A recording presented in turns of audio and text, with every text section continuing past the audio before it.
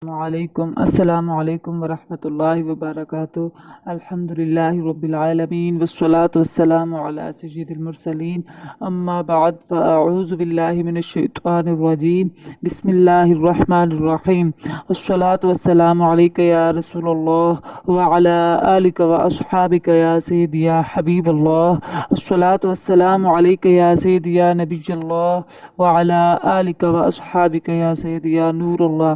मेरे प्यारे भाइयों और बहनों, दोस्तों, हम वीडियो शुरू करने से पहले आपको बता दूं कि हम कुरान पाक पढ़ने लगे हैं। अल्लाह ताला की पाक कलाम है। अल्लाह ताला की पाक कलाम को हम सीखने के लिए जा रहे हैं, तो इसके लिए कुछ आदाब का लागू होना हम पर लाजिम है। कुरान पाक में अल्लाह ताला ने इरशाद फरमाया, वरत्तिलिल कुरान तरतीला, और कुरान को तरतील के साथ पढ़ो। तरतील के साथ यानी तरतील के साथ खूबसूरती के साथ पढ़ो। तो हमने कुरान पाक को खूबसूरती के साथ पढ़ना सीखना है, तो इसके लिए हमें कुछ आदाब बजा लाने चाहिए। और वो आदाब ये हैं कि सबसे पहले बावुज़ू होकर, पाक साफ होकर, पाक साफ जगह पर बैठकर हम कुरान पाक को या मदनी कायदा जो भी पढ़ रहे हैं हम इसको खोलें। अगर मेरे भाई इस वीडियो को सुन रहे हैं तो भाई सर पे टोपियां कर ले, और अगर बहनें पढ़ रही हैं तो बहनें सर पे दुपट्टे को अच्छी तरह से सजा लें। सजाने के बाद बाअदब होकर, बावुज़ू होकर बैठकर इस को पढ़ेंगे तो इंशाअल्लाह ज़रूर फ़ायदा होगा। एक बात और आपको बताती चलूँ कि अगर काबा की तरफ मुँह करके अगर बैठ के हम पढ़ेंगे तो इंशाअल्लाह इसकी बहुत ज़्यादा बरकतें नसीब होंगी। चलिए वीडियो शुरू करते हैं। अगर पसंद आए तो लाइक कीजिएगा, कमेंट सेक्शन में ज़रूर बताइएगा। वीडियो को पूरा एंड तक देखिएगा, बार बार प्रैक्टिस कीजिएगा, इंशाल्लाह आपको ज़रूर फ़ायदा होगा। तो अगर किसी मेरी पहली वीडियो को देखने के लिए लिंक डिस्क्रिप्शन में दे दिया गया है, आप वहां से पहली वीडियो मेरी देख सकते हैं। तो हमने पिछले सबक में पढ़ा था, सबक नंबर 1 में हरूफ मुस्तालिया पढ़े थे। हरूफ मुस्तालिया को पढ़ने का क्या तरीक़ाकार है, किस तरह हरूफ मुस्तालिया पढ़े जाते हैं, हमने ये सब तरीक़ाकार पढ़ा था। और हरूफ सफ़ीरिया पढ़े थे, हमने हरूफ की अदायगी सीखी थी। सबक नंबर 1 में हमने सीखा था कि हरूफ को किस तरह अदा करते हैं, मद वाले हरूफ को कितना खींच कर पढ़ते हैं, बगैर मद वाले हरूफ को कितना खींच कर पढ़ते हैं, और इन सब हरूफ की हमने पहचान की थी। अब हम शुरू करते हैं अपना सबक नंबर 2।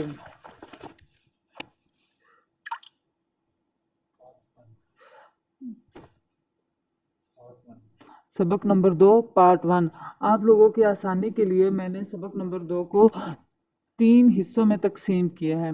3 पार्ट्स में मैंने इसको डिवाइड कर दिया है, तो पार्ट 1, पार्ट 2 और पार्ट 3। आज मैं आपको पार्ट 1 पढ़ाऊंगी, इसके आपने अच्छे से प्रैक्टिस करनी है, बार बार सुनना है।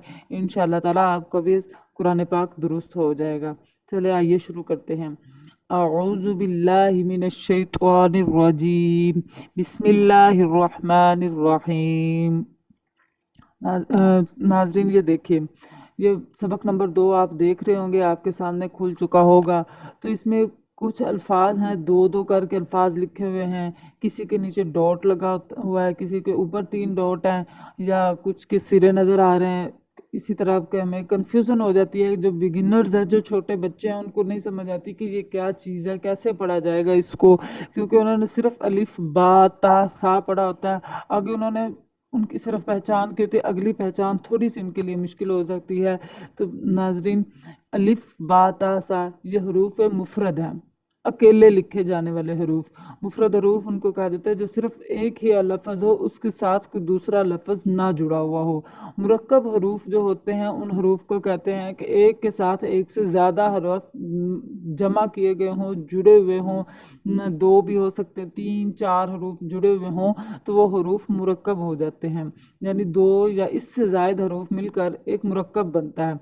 मुरक्कब हरूफ को मुफरद हरूफ की तरह अलग अलग पढ़ेंगे। जिस तरह हम मुफरद हरूफ पढ़ते रहे पिछले कायदे में, उसी तरह इनको भी अलग अलग पढ़ा जाएगा। अरबी लहजा में ही इनको भी पढ़ा जाएगा। तो इनसे बस 2 से ज़्यादा हरूफ अगर मिल जाएं तो इनकी बस कुछ शक्ल बदल जाती है। हरूफ का एक सिरा लिख दिया जाता है और अगला सिरा दूसरा धड़ छोड़ दिया जाता है। तो आइए अब हम पढ़ते हैं, सुनते हैं कि इसको किस तरह पढ़ा जाएगा। सबसे पहले है ये अलिफ लाम अलिफ। तो दोस्तों ये देखें, ये लाम है, इसका एक सिरा इधर लिख दिया गया है, अगला बाकी पूरा गोल करके इसको लाम को नहीं बनाया गया और ये साथ अलिफ लगा दिया है। तो जिस तरह हम पहले पढ़ते रहे लाम मीम, पिछले सबक में हम पढ़ते रहे, इसी तरह हम इसको ऐसे ही पढ़ेंगे लाम अलिफ, क्योंकि ये आगे ये अलिफ लिखा हुआ है तो इसको हमने लाम अलिफ करके पढ़ना है। पिछले सबक में आपने पढ़ा होगा, मैंने आपको बताया था कि जिन हरूफ के ऊपर मद लगी होती है उन हरूफ को 5 अलिफ के बराबर खींचना होता है। तो आप पिछले सबक में जाके देख सकते हैं कि लाम के ऊपर मद लगी हुई है, तो इसको भी अब हम लाम को 5 अलिफ के बराबर खींच कर पढ़ेंगे। लाम अलिफ लाम अलिफ बा अलिफ। तो दोस्तों बा, अगर हम पीछे मुड़ के जाके देखें तो बा के ऊपर कोई मद नहीं थी, ये हरूफ मद्दा में से था, लेकिन इसके ऊपर कोई मद नहीं थी। इसको सिर्फ एक अलिफ के बराबर खींच कर पढ़ेंगे। बा अलिफ, इसको हम 5 अलिफ के बराबर या 2 अलिफ के बराबर 3 अलिफ के बराबर नहीं पढ़ेंगे। मसलन कि हम इसको बा अलिफ इस तरह करके भी नहीं पढ़ेंगे, सिर्फ हमने इसको एक अलिफ के बराबर खींच कर पढ़ना है। बा अलिफ नून अलिफ ता अलिफ या अलिफ सा अलिफ शीन अलिफ सीन अलिफ फा अलिफ ऑफ अलिफ जीम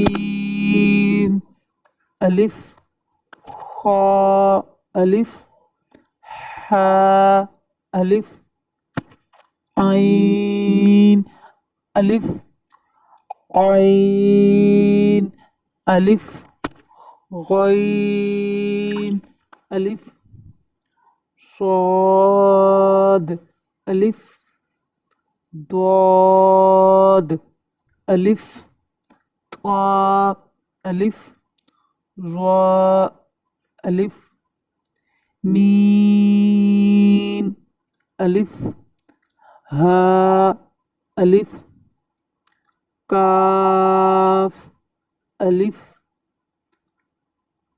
लाम बा काफ बा काफ ता काफ सा काफ फा ता बा सीन लाम। तो दोस्तों ये देखें, सीन अगर हम पिछले वीडियो में जाकर अगर देखें तो सीन के ऊपर भी मद था, लाम के ऊपर भी मद था। तो सीन को भी हम 5 अलिफ के बराबर खींच कर पढ़ेंगे और लाम को भी हम 5 अलिफ के बराबर खींच कर पढ़ेंगे। सीन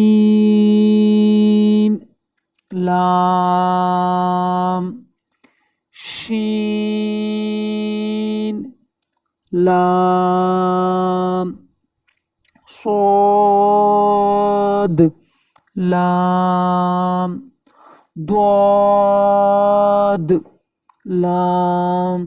नाज़रीन, अक्सर दोस्त द्वाद पढ़ने में ये गलती कर जाते हैं कि कुछ पढ़ते हैं ज़्वाद करके पढ़ते हैं, जबकि ज़्वाद करके नहीं पढ़ना चाहिए। ज़्वाद करके अगर हम पढ़ेंगे तो लफ्ज़ का मायना चेंज हो जाएगा, जिसमें हमें पढ़ने का उल्टा हमें गुनाह भी मिलेगा। तो हमें चाहिए कि हम कुरान पाक को दुरुस्त तरीके से इस तरह पढ़ें कि हमें गुनाह ना मिले बल्कि सवाब मिले, क्योंकि कुरान पाक पढ़ना एक नेकी का काम है, सवाब का काम है। तो हम कुरान पाक पढ़ने में ऐसी गलतियां कर दें कि जिनकी वजह से हमें बजाय नेकी करने के उल्टा हमें गुनाह मिले, तो इसमें हमारा कोई फ़ायदा नहीं होगा, हम खसारे में जाएंगे। इसीलिए कोशिश करें कि आप जो भाई जो दोस्त द्वाद की जगह ज़्वाद पढ़ते हैं वो ज़्वाद ना पढ़ें बल्कि द्वाद पढ़ने की आदत बनाएं। फा لام قاف لام عين لام غين لام کاف لام کاف نون